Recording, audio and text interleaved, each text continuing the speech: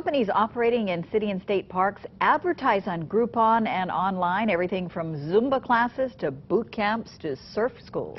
But the watchdog group for Kapiolani Park says enough already, and it's asking the city to crack down on all that commercialism. KITV4's Catherine Cruz has more on this growing controversy.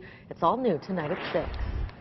Commercialism is really getting rampant. I mean, it's out of control.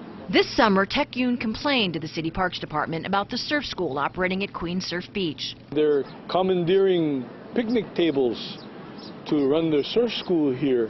The picnic tables and stuff is for families and stuff like that, but they're here all day, every day, running the surf class. But that's not all. Yoon says this morning there were 2 groups holding exercise classes in the area as well. In frustration, Yoon turned to the Kapiolani Park Preservation Society for help. You are not allowed to hold commercial classes in Kapiolani Park. You're not allowed to use it as your office. You're not allowed to park your equipment there, anything like that. And this is probably the issue that KPPS gets the most complaints on. Redmond says some groups may not realize that Kapiolani has special protection under a park trust. She says she's tried to reach out on a friendly basis to put them on notice. Stroller strides, which sounds like a great activity, but they use the park as their office.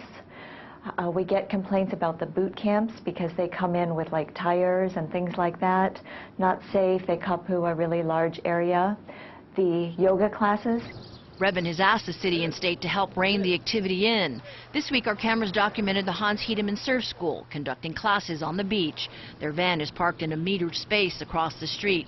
Their surfboards are registered with the state as required by law, but the Department of Land and Natural Resources says it doesn't have jurisdiction over commercial activity at Queen Surf Beach, although it does at Sans Souci Beach around the corner. This particular surf school that Mr. Yoon is complaining about, they were involved in a Supreme Court case with Kapiolani Park Preservation Society just a few years ago. That's Hawaii Supreme Court case. And the issue was the impact they were having on the neighborhood. So they're fully aware of what they're doing. The Hans Hedemann School of Surfing told KITV the company doesn't believe it's operating illegally and has not been cited. The city's parks director, Michelle Nakota, told KITV that commercial activities like the surf school or exercise classes at Kapiolani are not allowed. They do not have permits. They cannot do commercial activities. We can send them letters of warning, like we have in the past, and we can talk to them.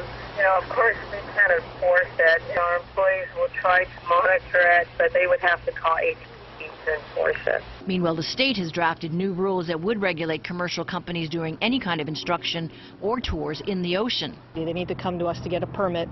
There's a fee of $200 or 3% of their gross every month. Those rules are expected to be sent to the governor's office for a signature later this month.